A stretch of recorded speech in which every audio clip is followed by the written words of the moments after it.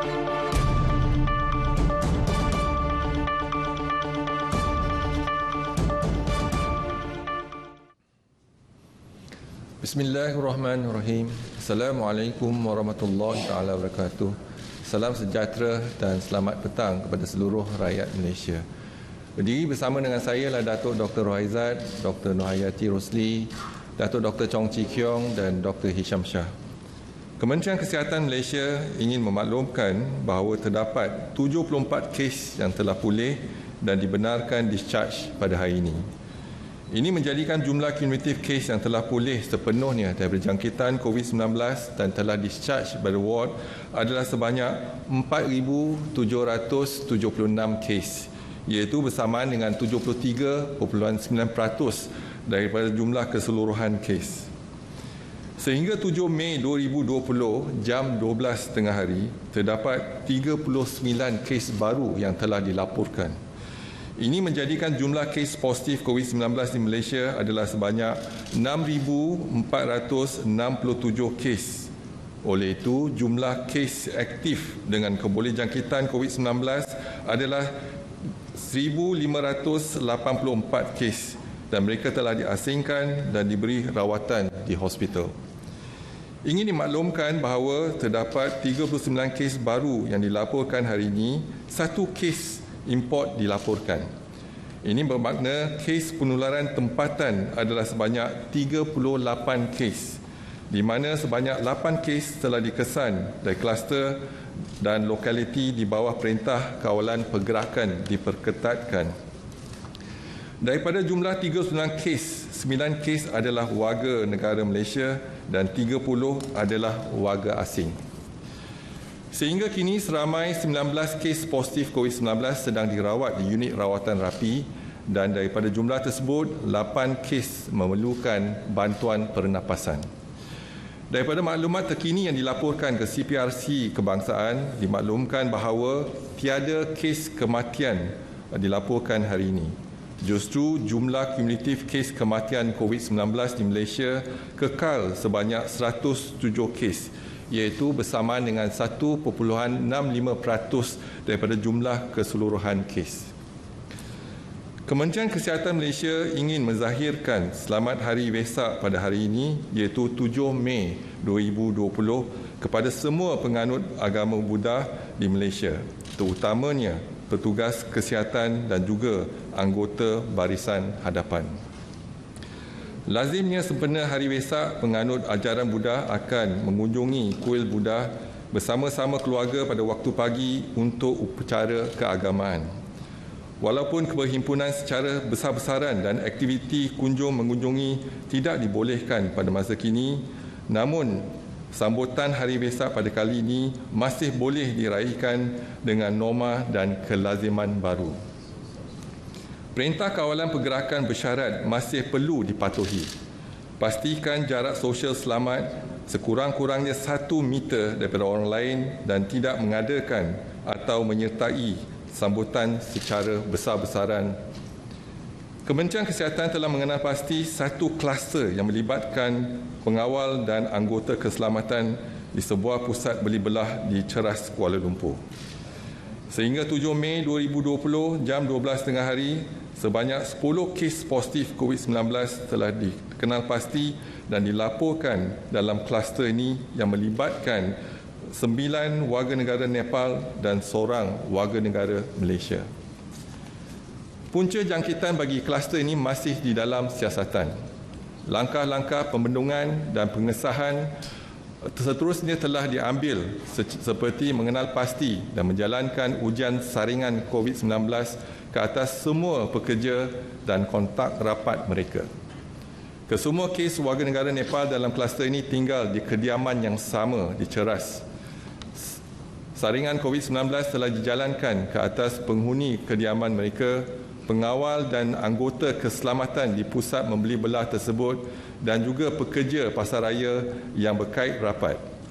Setakat ini, seramai 436 orang telah disaring, di mana 10 kes didapati positif.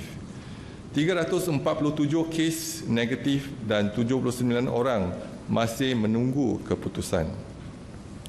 Pejabat Kesihatan Daerah Ceras dan Titiwangsa akan terus menjalankan pemantauan ke atas kenaikan kes COVID-19 berkaitan kluster ini. Kesemua kontak rapat setiap kes telah dipanggil untuk tujuan saringan dan pendidikan kesihatan juga telah diberikan. Para majikan pelbagai sektor ekonomi yang dibenarkan beroperasi perlulah patuh kepada syarat-syarat dan standard operating procedure yang telah ditetapkan oleh pihak berkuasa berdasarkan sektor masing-masing. Tambahan pula adalah amat penting bagi majikan dan semua pekerja supaya sentiasa ikut amalan yang betul di tempat kerja masing-masing seperti yang pertama, elakkan berada di kawasan yang sesak, iaitu crowded space. Yang kedua, elakkan berada di kawasan yang tertutup, iaitu confined space, iaitu secara beramai-ramai pada masa yang sama seperti di ruang makan dan juga di tempat solat. Yang ketiga, kekalkan 1 meter ketika bercakap semuka dengan orang lain, iaitu close conversation. Kementerian Kesihatan akan terus memantau perkembangan kejadian jangkitan ini melalui maklumat yang diperolehi daripada pihak Pertubuhan Kesihatan Sedunia. Orang ramai akan sentiasa dimaklumkan sebarang perkembangan terkini mengenai COVID-19. Begitu juga Kementerian Kesihatan akan memastikan langkah pencegahan dan kawalan yang sewajarnya adalah dilaksanakan secara berterusan. Seterusnya, laporan COVID-19 di kawasan Perintah Kawalan Pergerakan diperketatkan sehingga 7 Mei melibatkan 2 lokaliti. Lokaliti yang pertama ialah Pasar Borong Kuala Lumpur dan Pusat Bandar Utara, iaitu di Kepong, daerah Kepong, ada pertambahan 8 kes dan 1 kes di luar kawasan PKPD, menjadikan jumlah kes positif ialah 189 kes, di mana 81 adalah di luar kawasan PKPD. Dan ini melibatkan 115 warga asing dengan 1 kematian warga asing. Lokaliti kedua ialah Selayang Baru, tiada pertambahan kes pada hari ini dan jumlah kes positif adalah 52 dan melibatkan 36 warga asing. Seterusnya, kluster Perhimpunan Seri Petaling. Bilangan sampel diambil setakat ini ialah 36,236 dan bilangan kes positif ialah 2,337 melibatkan 5 generasi. Seterusnya ingin dimaklumkan sejumlah 360 buah madrasah dan sekolah tahfiz telah dikenal pasti dan 16,550 pelajar, guru dan kaki tangan telah didaftarkan.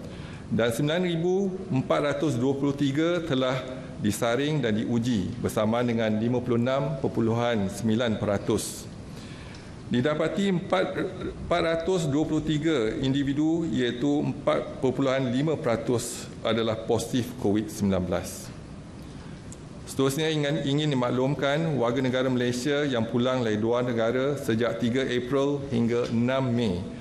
Jumlah yang dikuarantin adalah 30,050 individu dan 16,524 daripada mereka telah pun tamat tempoh kuarantin selama 14 hari.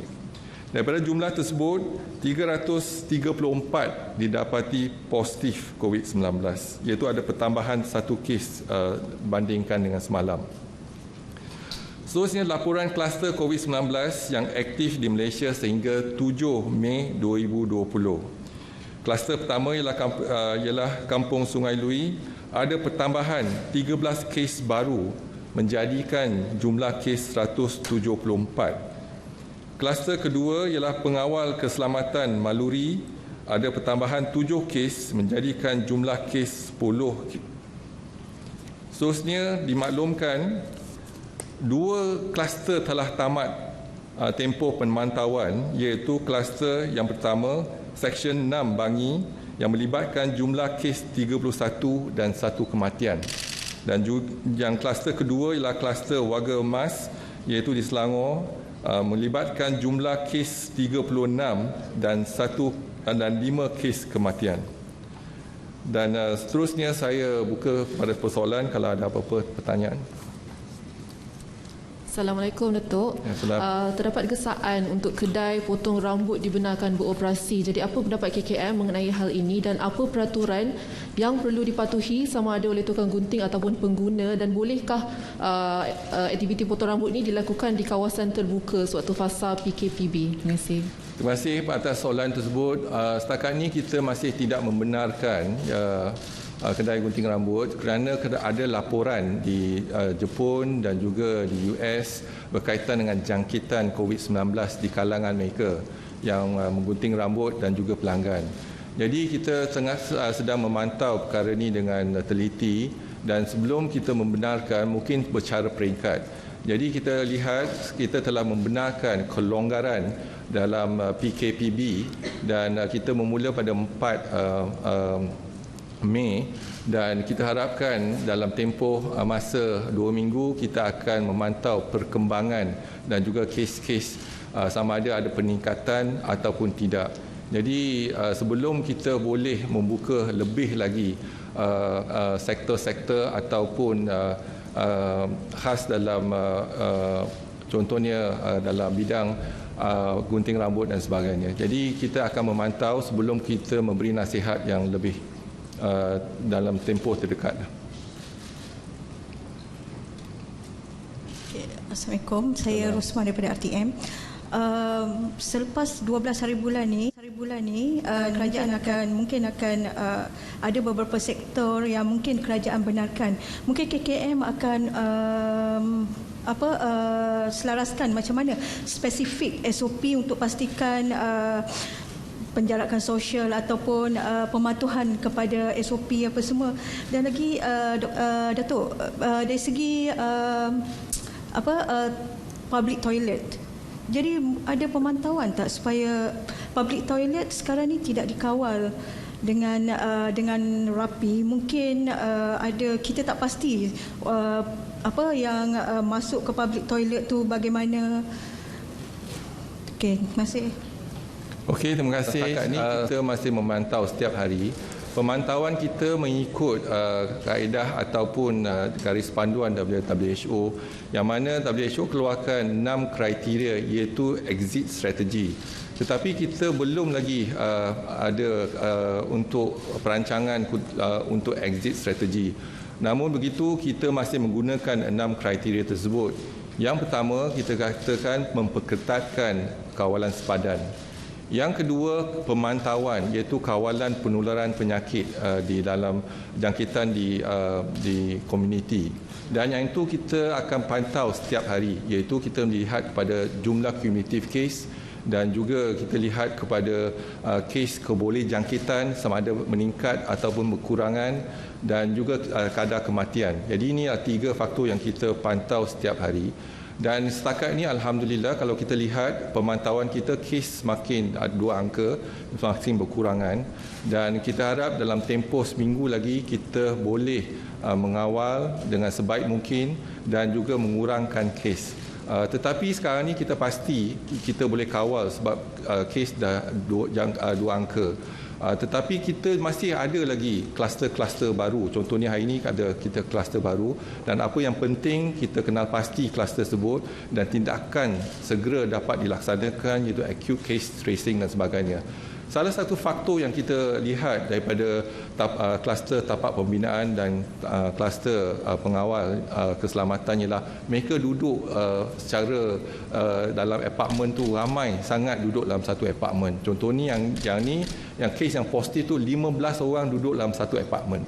Jadi kita cuba elakkan, dan juga kita akan pantau dan juga siasat dan juga ambil tindakan yang sewajarnya, iaitu mengelakkan mereka duduk dalam satu apartmen secara beramai-ramai. Jadi pemantauan yang kedua adalah pemantauan penularan kes. Kita akan laksanakan setiap hari sehingga 12 Mei. Tetapi mungkin dalam 8-9 Mei kita akan dapat melihat satu trend yang mana kita boleh nasihatkan kepada Perdana Menteri untuk ambil tindakan yang sewajarnya. Jadi kita bergantung kepada kes-kes harian kita dan juga kes kebolehjangkitan kita. Yang ketiga ialah fasilitis Kementerian Kesihatan. Kita dapati sekarang kalau kita lihat pada ward COVID, hospital COVID dan juga ICU COVID semakin berkurangan pesakit dan mereka yang memerlukan bantuan hari ini pun kurang pada 10 kes. Jadi ini bermakna jadi kita tak berjaya mengawal dan kita juga ada keupayaan ataupun kapasiti untuk kita menampung pesakit-pesakit. Yang keempat, kita telah mengambil tindakan bekerjasama dengan Jabatan Kebajikan Masyarakat untuk melihat melindungi warga emas contohnya dan juga mereka yang berisiko. Jadi nasihat kita kepada mereka yang berisiko contohnya usia yang lanjut duduk di rumah. Dan mereka yang ada comorbidity juga duduk di rumah. Sebab kita lihat kes-kes kematian kita 85% adalah melibatkan mereka yang comorbidity dan juga yang warga emas. Jadi ini yang tindakan kita yang keempat. Tindakan kita yang kelima yang kita perlukan kerjasama daripada warga rakyat Malaysia ialah untuk kepatuhan kepada SOP kita. Sebab strategi kita dah berubah, iaitu daripada duduk di rumah kita benarkan mereka keluar untuk kerja, tetapi pastikan mereka kena patuh dan disiplin sosial tu mesti ada supaya kita dapat menghindarkan daripada jangkitan COVID-19 ni. COVID-19 ni ada di dalam komuniti. Untuk kita elakkan, kita kena patuh pada SOP iaitu penjarakan sosial, kerap mencuci tangan dan juga elakkan perhimpunan. Kalau ada perhimpunan, yang pasti ialah pakai penutup mulut dan hidung bila di tempat awam. Dan inilah nasihat kita kepada semua. Dan kita pasti kalau kita rakyat Malaysia dapat patuh kepada nasihat-nasihat dan juga SOP yang dikeluarkan oleh Kementerian Kesihatan, insya-Allah kita boleh kawal. Sebagaimana negara contohnya di Taiwan, di Korea boleh kawal menggunakan SOP dan penjarakan sosial tanpa melaksanakan PKP. Yang keenam ialah untuk memperkasakan komuniti, iaitu contohnya kalau ada orang tak patuh, jadi komuniti akan menjalankan tindakan ataupun menasihat pada orang tersebut. Jadi kita kena pantau dan pastikan kita boleh berjaya untuk memutuskan penularan COVID-19 dalam komuniti kita. Dan yang melihat kepada tandas awam, yang kita nasihatkan kepada semua supaya mengambil tindakan iaitu meningkatkan kebersihan diri. Kalau tandas awam tu kotor, kalau boleh jangan menggunakan tandas awam tersebut. Pilihan atas kita. Tetapi kita juga pastikan pada majikan yang mengelola tandas awam tersebut untuk sentiasa melaksanakan tindakan-tindakan kebersihan dan juga nyakuman dan nyacemar di kawasan tersebut. Yang ini penting sebab jangkitan boleh berlaku di tempat yang tertutup dan juga kawasan-kawasan yang tidak bersih. Jadi kita harap kerjasama dua pihak, bukan hanya Kementerian Kesihatan dan kerajaan tetapi juga dengan orang ramai. Jadi masing-masing kita kena jaga kebersihan kita. Salam Datuk. Hari ini Dr. Christopher Lee beliau mengemukakan kebimbangan tentang kes yang dikesan melalui surveillance. Jadi bolehkah minta Datuk untuk memberi satu gambaran yang jelas tentang kes yang dikesan melalui surveillance? Jadi dan kalau juga makna di makna yang dibawa oleh angka-angka ini. Okey. Kalau kita lihat kepada kes surveillance kita, pemantauan kita memula awal lagi iaitu bulan Januari dan sebagainya. Kita lihat kes surveillance kita ialah Aili dan juga kes Sari. Iaitu dalam pemantauan kita, setiap hari kita akan melaksanakan pemantauan di klinik-klinik.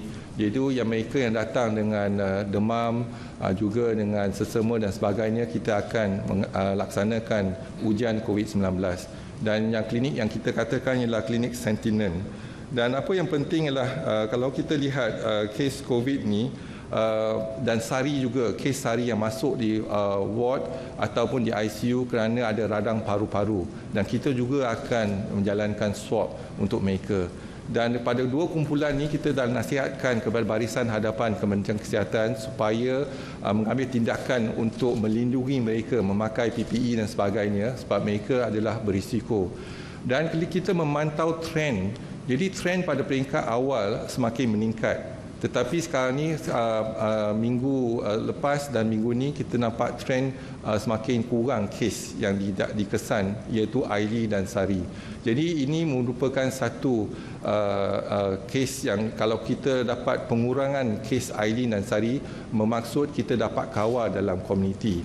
Kes Aili dan Sari kalau kita buat surveillance, iaitu sporadic cases. Yang kita takut adalah sporadic cases yang tak dapat kita kesan dari mana datangnya kes jangkitan ini. Kalau kita boleh kenal pasti kluster, kita boleh ambil tindakan kepada kluster tersebut.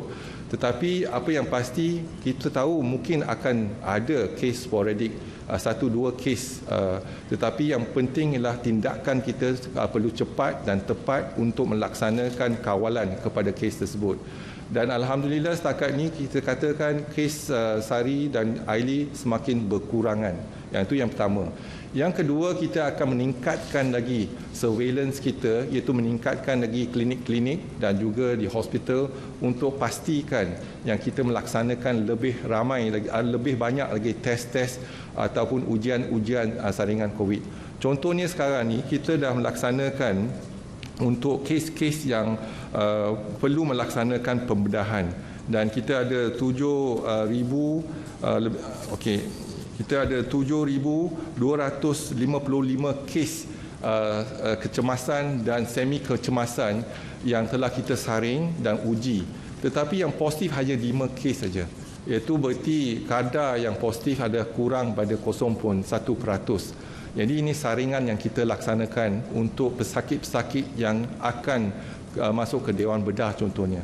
Jadi saringan masih dijalankan, tetapi kadar yang positif itu kurang pada 0.2% contohnya. Dan kita lihat juga saringan dijalankan di Selangor contohnya, daripada 5,433 kes yang positif adalah 10 dan 2 ada gejala, 8 tak ada gejala.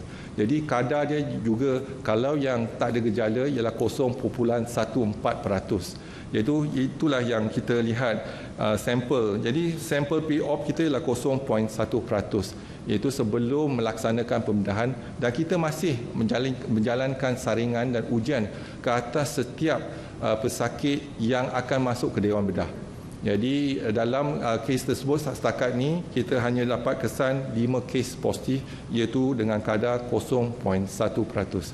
Jadi inilah pemantauan yang kita laksanakan daripada masa ke semasa, dan lepas ni kita dengan test kit yang baru yang akan kita terima, iaitu 50,000 lagi RTK antigen, kita akan perluaskan lagi saringan kes Aili dan di klinik-klinik kesihatan, iaitu sentinel klinik kita akan ditambahkan lagi supaya kita dapat kesan sama ada COVID-19 ni masih menular di komuniti kita dan adakah kita dapat kawal dengan secepat mungkin.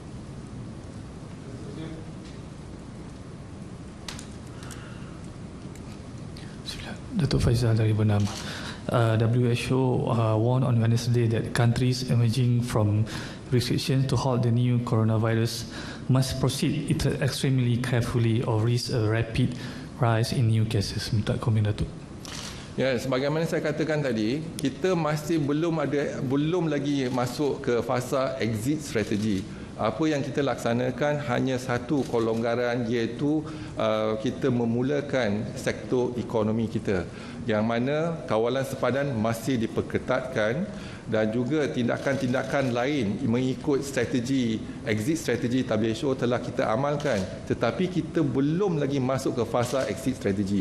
Kita masih dalam PKPB, iaitu bersyarat, ataupun CMO, conditional MCO. Jadi kita harap kita dapat pantau dalam tempoh 2 minggu perkembangan kita, sama ada kita dapat kawal Kalau kita dapat kawal dengan baik, iaitu masih lagi 2 angka ataupun kes semakin menurun, mungkin kita akan buka lagi sektor sikit-sikit. Jadi kita akan pantau dengan teliti sebelum kita boleh ambil tindakan untuk kita exit strategi terus.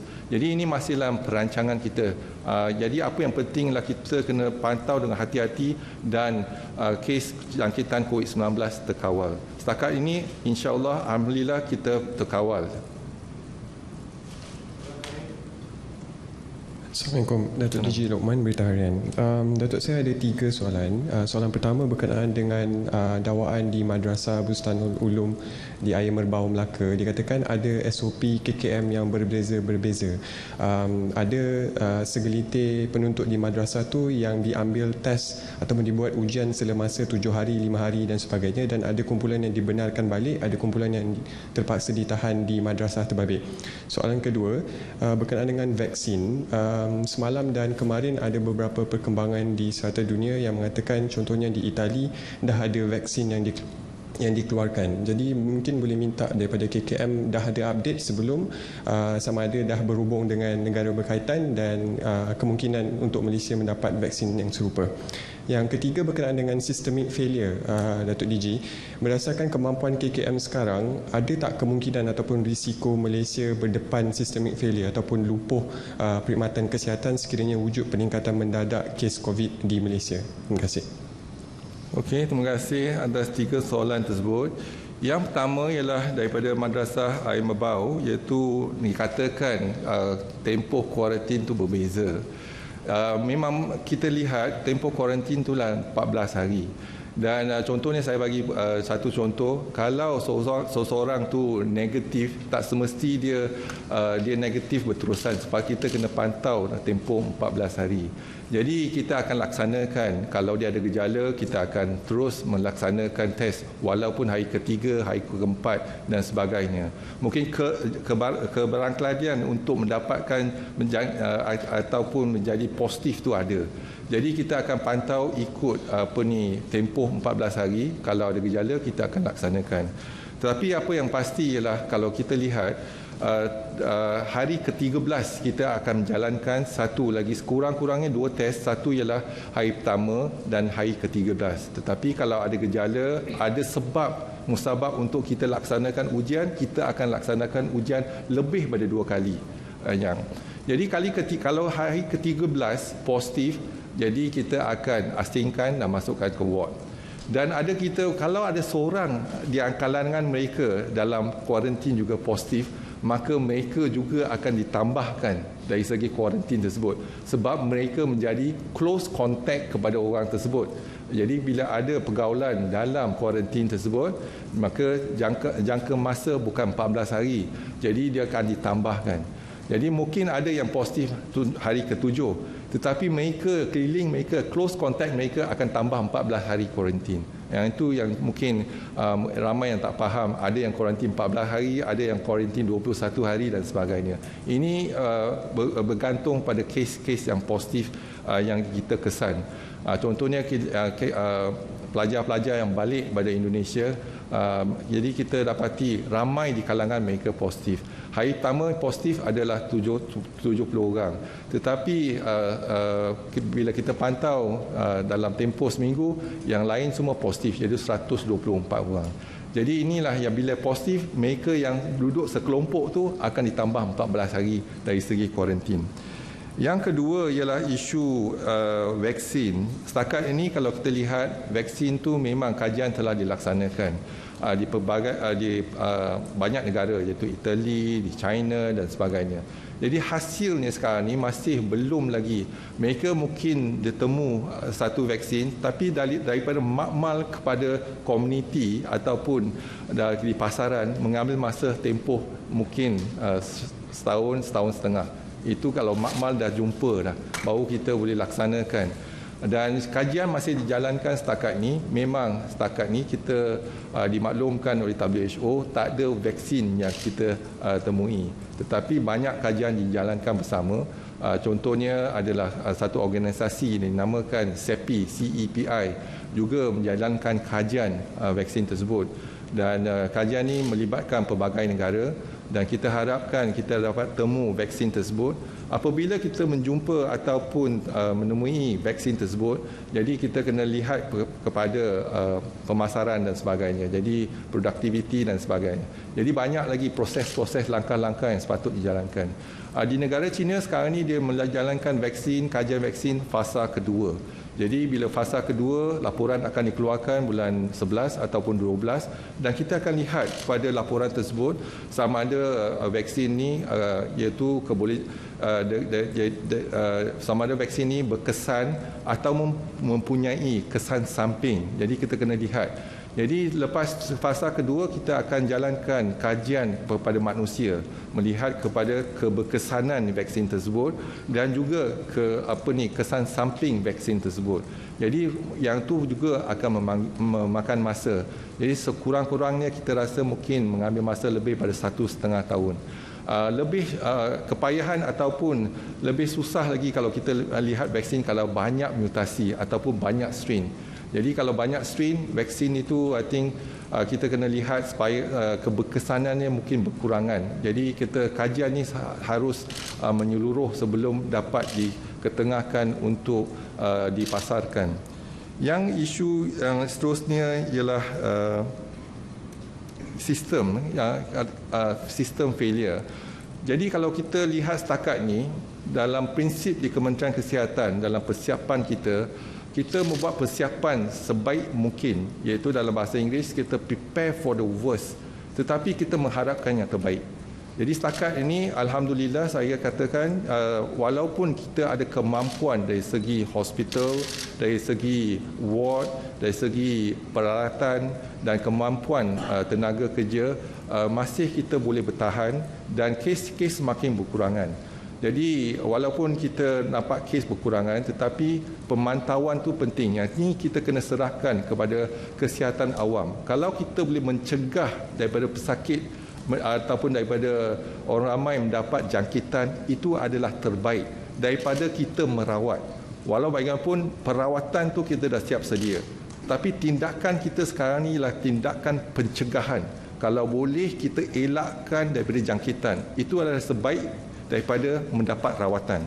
Tetapi rawatan kita dah siapkan dan ICU, ventilator semua kita ada. Tetapi kita nak pertingkatkan lagi kesihatan awam. Dan kesihatan awam adalah tanggungjawab bersama, iaitu tanggungjawab sosial. Bukan hanya tanggungjawab Kementerian Kesihatan ataupun tanggungjawab kerajaan, tetapi tanggungjawab rakyat Malaysia. Jadi kalau kita bersatu, kita amalkan budaya baru untuk kita meningkatkan lagi tahap kebersihan kita, social distancing kita dan social disiplin kita, insya-Allah kita dapat memutuskan penularan jangkitan COVID-19 dalam komuniti kita. Datuk, mungkin boleh update sikit berapa banyak katil yang sekarang ni available untuk tampung sebarang peningkatan kes? Kalau kita lihat penggunaan katil COVID-19 ni kalau di ward ialah 16% saja. Jadi kalau kita bandingkan bilangan katil yang kita ada di hospital di 40 hospital COVID ialah 5,500 dan penggunaan sekarang ni 864 iaitu lebih kurang 16%. Dan katil yang di kuarantin yang mana kes-kes yang ada gejala tetapi gejala ringan dan juga yang tiada gejala tapi positif kita asingkan. Katil yang kita ada di pusat kuarantin ada 3,875 dan yang digunakan setakat ni ialah 557. Dan yang penting ialah katil critical care itu ICU, iaitu kita ada 737 katil dan penggunaannya 15%. Jadi critical care ventilator kita ada 1091 ventilator tetapi penggunaannya hanya 38%. Jadi masih ada kapasiti dan ventilator kita pun Jabatan Engineering telah datang ada inovasi baru menggunakan ventilator. Satu ventilator kita boleh gunakan untuk 2 pesakit. Jadi keupayaan kita ditambahkan 100%. Jadi penggunaan hanya kurang pada 30% setakat ini. Ya. Yang kes-kes yang multi organ failure yang telah saya bincangkan ataupun maklumkan semalam ialah kita lihat ada beberapa kes kita komplikasi daripada jangkitan COVID-19 bukan saja radang paru-paru tetapi adalah sebab multi organ failure, iaitu di mana buah pinggang rosak dan juga sakit jantung contohnya, lepas tu ada yang stroke, iaitu kerana pembekuan darah. Kalau pembekuan darah ke buah pinggang telah tersumbat, jadi darah tak dapat bawa oksigen ke buah pinggang tersebut dan buah pinggang tersebut boleh rosak. Jadi salah satu sebab kes-kes kita, kes-kes kematian adalah sebab multi organ failure, dan itu tambahan kepada radang paru-paru yang sedia ada. Okey, terima kasih. Sekian, Assalamualaikum warahmatullahi wabarakatuh.